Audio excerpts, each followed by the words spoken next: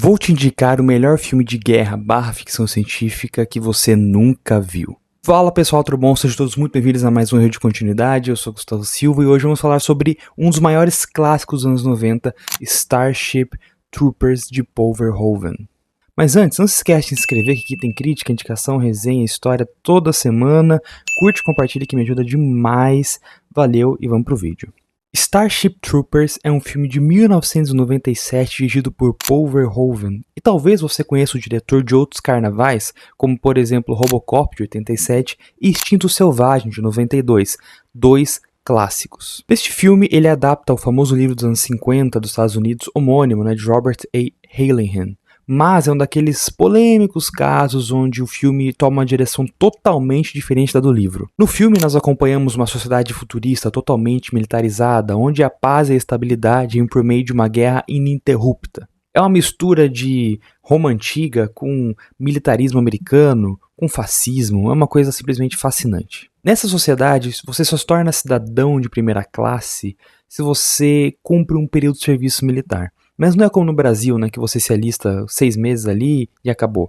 Nessa sociedade, você tem que de fato viver a guerra, viver o fronte. Nesse filme acompanhamos, não de forma igual, mas acompanhamos 3 amigos do ensino médio que se alistam para viver o melhor que essa sociedade pode oferecer indo para a guerra. Bom, na verdade o protagonista principal nem tanto, ele faz isso pela garota, mas isso é outra história. Até aí, tudo bem, faz parte do jogo. Só que o ponto é que a guerra nesse universo é uma pataquada. Você pode perguntar pra mim, Gustavo, mas por que isso? E eu explico. 2 motivos principais. Primeiro é que você vendo o filme, você não tem a certeza de que aquilo realmente precisa estar acontecendo. E por quê? Motivo 2. Os inimigos são insetos gigantes que parecem absolutamente incapazes de organizar uma força militar para atacar a Terra, que está a ano-luz de distância, mas mesmo assim eles são acusados de ferir a Terra. Eles chamam esses ETs de bugs. A questão de saber se a guerra é necessária ou não é central no filme, e eu explico. Nós acompanhamos o filme e ele é entrecortado por propaganda de alistamento do governo. Então, sabe aquele clássico "quer saber mais" ou "precisamos de você"? Isso acontece o filme todo, a todo momento enaltecendo a força militar, o esforço de guerra, todo aquele processo. Então é como se essas propagandas fossem direcionando o que é mostrado para nós, espectadores do filme. Mas não somos só espectadores, somos também público-alvo. A sequência dos fatos, o ataque dos bugs à Terra, os avanços das tropas humanas, tudo leva a crer que é só propaganda para levar as pessoas a se alistarem e fazer com que a máquina que sustenta toda aquela sociedade continue girando. Por isso eu disse que era uma mistura de Estados Unidos com Roma antiga. Mas só porque esse filme traz questões relevantes e levanta questões sérias, não pensem que ele é um filme panfleto, ou monótono, ou sem graça. Muito pelo contrário. E esse é o pulo do gato, você vê o filme e você compra a ideia da guerra, você se envolve com aquilo. Sendo bem honesto, gente, não tem mistério. Você tem os humanos, o contingente composto por belos moços, belas moças, no auge da forma, lutando heroicamente para defender a Terra do ataque de insetos gigantes que lembram aranhas. Não é difícil você escolher um lado, e isso que é tão interessante. Você vê as vidas sacrificadas, os corpos doados à causa da Terra, e você de fato torce por eles. As sequências de combate são brutais e implacáveis, e você se empolga com elas. Quando você se dá conta, está completamente imerso naquela propaganda de guerra. E é aí que o filme te ganha. É claro, os oficiais parecerem membros da SS ou a guerra no planeta dos bugs lembrar muito a guerra do Vietnã são só detalhes. O sentimento que o filme parece inspirar numa camada mais superficial é o sentimento de uma propaganda bem sucedida. E é por isso que o Paul Verhoeven é tão genial. A violência e a morte são simples instrumentos publicitários para fazer o espectador sentir vontade de se alistar e fazer com que a máquina continue girando.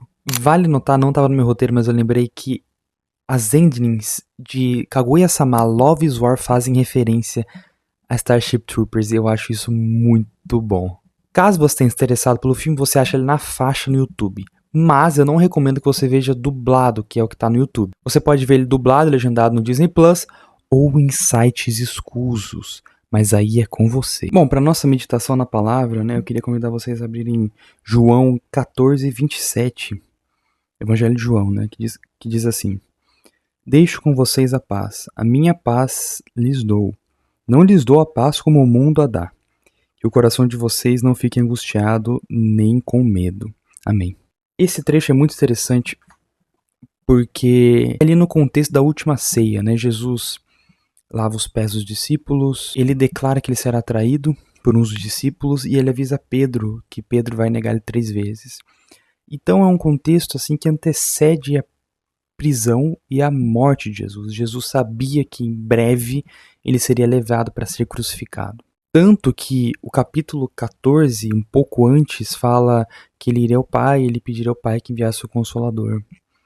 E essa paz que Jesus promete tem a ver com o Espírito Santo, né, que só vem depois que Jesus sobe aos céus. Então todo um contexto assim de morte, mas também ressurreição nesse capítulo, que é muito bonito. E esse trecho me vem à mente quando eu falo de filmes de guerra, porque a guerra, sendo ela justa ou não, né, não vou entrar nesse mérito. A guerra surge no coração do homem porque o coração do homem não tem paz. O coração do homem é ruim, então pessoas se deixam dominar por isso e fazem coisas horríveis que levam à guerra.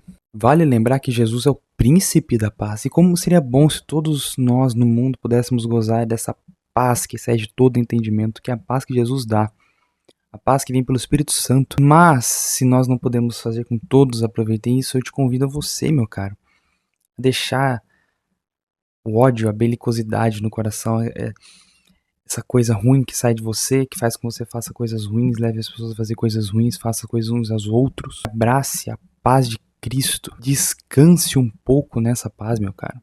Que a guerra, os conflitos, sejam eles a nível mundial, seja na Ucrânia, no Oriente Médio, onde for, ou seja, na sua vida, dentro da sua mente, dentro do seu coração, nas relações que você tem com seus pais, amigos, familiares, namorado, etc. Não importa. Só existe uma pessoa que pode trazer paz a todos esses conflitos, a todos esses temores, a todas essas ansiedades e angústias. E é Jesus.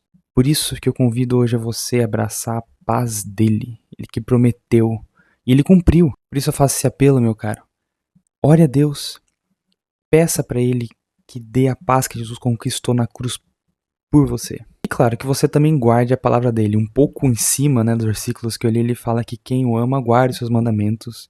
E quem o ama será amado do Pai. Eles farão morada nele. Então, venha para Jesus, meu caro. Não deixe para outra hora.